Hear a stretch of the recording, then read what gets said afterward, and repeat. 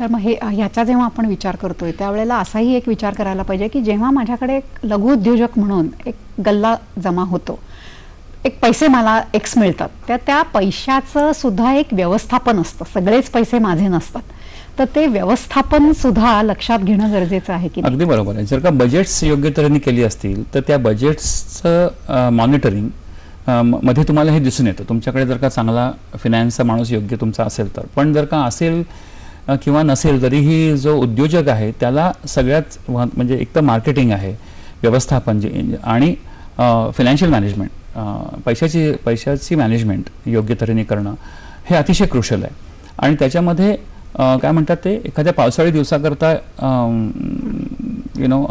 Provision करणं, तरतूद करणं हे तितकंच गरजेचं.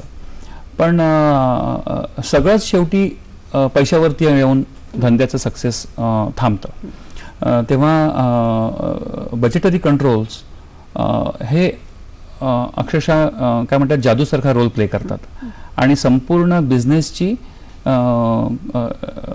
असं म्हणता येईल की पाठीचा कणा आहे आणि त्याची तब्येत कशी आहे बिझनेसची तर फक्त फायनान्शियल इंडिकेटर्स तुम्हाला दाखवू शकतात.